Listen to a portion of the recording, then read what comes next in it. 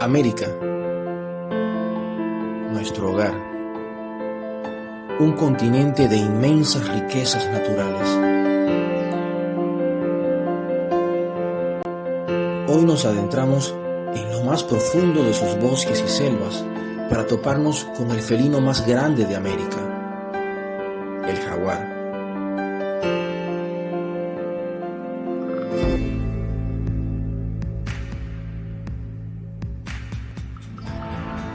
A nivel mundial, el jaguar solo es superado en tamaño por otros dos felinos, el magnífico león y el imponente tigre. El jaguar es el máximo depredador de la selva americana.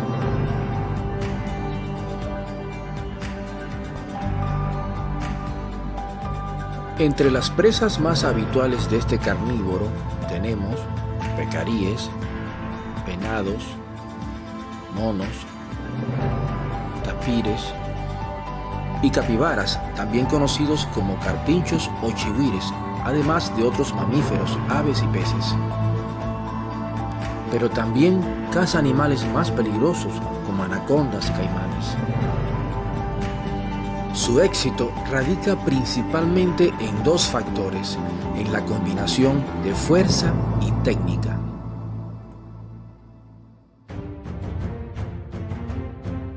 Además, cuenta con la mandíbula más poderosa de todos los felinos, con una fuerza de 2000 libras por pulgada cuadrada. Con ese poder, es capaz de perforar con sus colmillos el cráneo de sus víctimas, triturar los huesos del cuello e incluso perforar la dura caparazón de una tortuga. El segundo factor es su técnica de caza. No persigue corriendo a sus presas. Cuando observa a su próxima víctima, se va acercando de manera sigilosa y cuando está bien cerca, salta sobre ella, buscando de inmediato inmovilizarla con su poderosa mordida.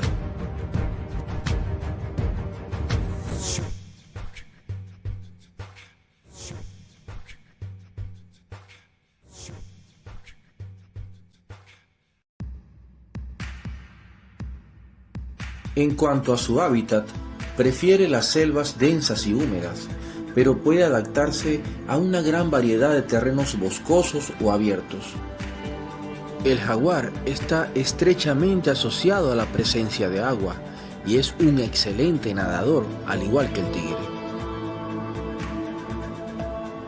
En cuanto a su distribución, se le puede hallar desde el extremo sur de los Estados Unidos, pasando por México, Centroamérica, llegando hasta el norte de Argentina en Sudamérica, exceptuando Canadá, El Salvador, Chile, Uruguay y el resto de naciones que se componen por islas. Su nombre científico es Panthera onca,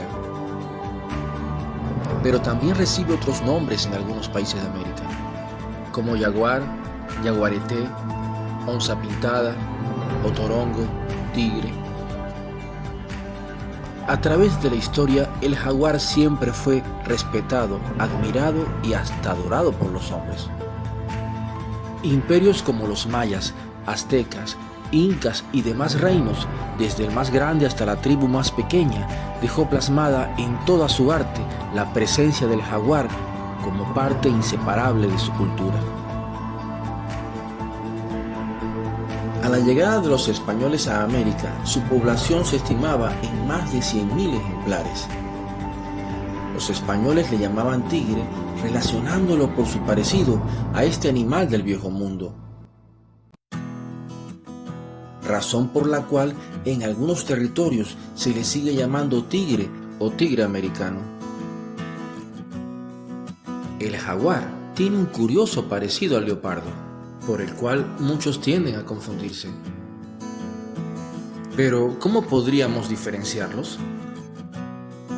Los jaguares son felinos muy compactos y musculosos, con patas relativamente cortas pero muy fuertes, cabeza muy redondeada y una gran mandíbula.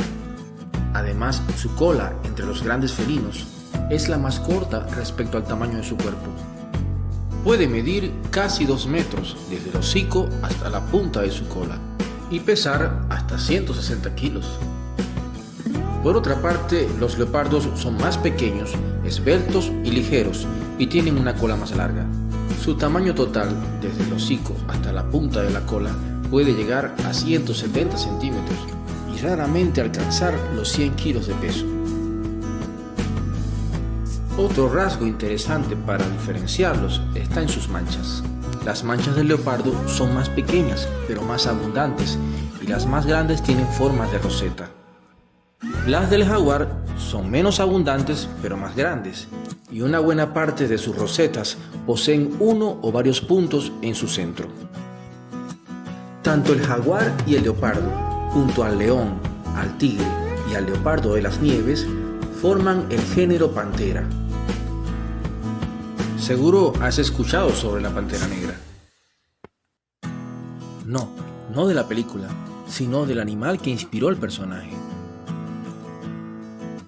Nos referimos a este hermoso animal. Por su característico color, algunos piensan que están viendo una especie diferente, pero no es así. En realidad, estás viendo a un jaguar o un leopardo, solo que con una condición genética diferente, llamada melanismo.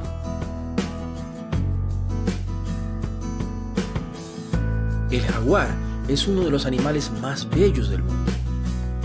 Actualmente se están haciendo grandes esfuerzos para su conservación. No está al borde de la extinción, pero sí en situación vulnerable.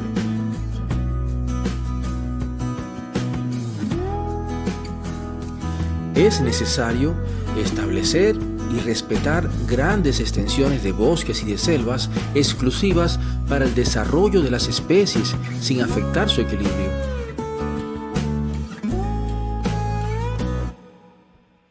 Se debe de cuidar de estas zonas.